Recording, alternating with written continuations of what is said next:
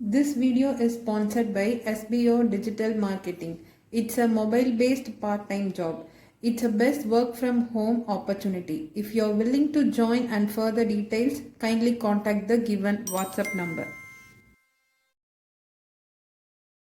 Skip பண்ணாதீங்க. பெரிய தப்பு. தினம் 300 ரூபாய் சம்பாதிக்க அரிய வாய்ப்பு. இன்ஸ்டாகிராம், ஃபேஸ்புக் பயன்படுத்த தெரிந்தால் போதும் content post and content publishing மூலமா தினம் 300 ரூபாய் சம்பாதிக்கலாம். இந்த வேலை செய்ய 5 நிமிடம் போதும். Work training support, group communication support, all language customer live chat support, முக்கியமா சொந்தமா ஒரு பிசினஸ் ஸ்டார்ட் பண்ற அளவுக்கு உங்களால கற்றுக்கொள்ளவும் முடியும், சம்பாதிக்கவும் முடியும். இந்த வேலை வாய்ப்பு வழங்குவது 5 வருடத்திற்கு மேல ரன் ஆகிட்டு இருக்க நம்ம தமிழ்நாட்டு company school of business organisation private limited. மேலும் விவரங்களுக்கு டிஸ்கிரிப்ஷன்ல கொடுத்திருக்க நம்பருக்கு வாட்ஸ்அப் பண்ணுங்க.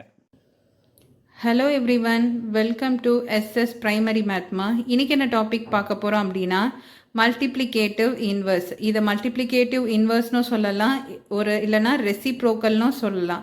So multiplicative inverse of a fraction தான் பார்க்க போகிறோம், இல்லைனா ரெசிப்ரோக்கல் ஆஃப் அ ஃப்ராக்ஷனும் சொல்லலாம். ஸோ என்னன்னு பார்த்தீங்கன்னா, இஃப் த ப்ராடக்ட்னா என்னது, மல்டிப்ளிகேஷன், ஓகேவா, of 2 fractions or a fraction and the whole number is 1. அதாவது மல்டிப்ளிகேஷன் ஆஃப் 2 ஃப்ராக்ஷன் இல்லைனா ஒரு ஃப்ராக்ஷனோ ஒரு ஹோல் நம்பரோ மல்டிப்ளை பண்ணும்போது நமக்கு வர ஆன்சர் 1ன்னு இருந்ததுன்னா then either of them is call the multiplicative inverse or reciprocal of the அதர்ன்னு சொல்லுவாங்க. அதாவது அதை ரெண்டுத்தையும் எப்படி சொல்லுவாங்கன்னா, ஃப்ராக்ஷனோ ஹோல் நம்பரும் மல்டிப்ளை பண்ணி நமக்கு 1 வந்தது அப்படின்னா அந்த ஃப்ராக்ஷன் வந்து ஹோல் நம்பருக்கு இன்வர்ஸாக இருக்கிறதாவும் ஹோல் நம்பர் வந்து ஃப்ராக்ஷனுக்கு இன்வர்ஸாக இருக்கிறதாவும் சொல்லுவாங்க. அதே மாதிரி ஒரு ஃப்ராக்ஷனும் இன்னொரு ஃப்ராக்ஷனும் மல்டிப்ளை பண்ணி 1 வந்ததுன்னா அந்த ஃப்ராக்ஷன் வந்து மல்டிப்ளிகேட்டிவ் இன்வர்ஸ் ஆஃப் இன்னொரு ஃப்ராக்ஷன். ஸோ அந்த ஃபர்ஸ்ட் ஃப்ராக்ஷன் வந்து multiplicative inverse of second fraction அப்படின்னு சொல்கிறாங்க. ஸோ எக்ஸாம்பிள் பார்க்கலாம். 1/15 டைம்ஸ் 15. நான் ஒரு ஃப்ராக்ஷன் எடுத்துருக்கிறேன், ஒரு ஹோல் நம்பர் எடுத்துக்கிறேன். ஸோ இது ரெண்டுத்தையும் மல்டிப்ளை பண்ணும்போது என்ன ஆகும், நியூமரேட்டரையும் இந்த ஹோல் நம்பரை மல்டிப்ளை பண்ணுவோம், 15/15 வரும். 15 டைம்ஸ் டேபிளில் நம்ம கேன்சல் பண்ணால் 1/1ன்னு வரும், நம்ம 1ன்னு எழுதலாம். ஸோ இப்போ இங்கே பார்த்தீங்கன்னா நான் ஒரு ஃப்ராக்ஷன் எடுத்திருக்கிறேன், ஒரு ஹோல் நம்பர் எடுத்திருக்கிறேன், ரெண்டுத்தையும் மல்டிப்ளை பண்ணும்போது எனக்கு என்ன வந்திருக்கு, 1ன்னு வந்திருக்கு.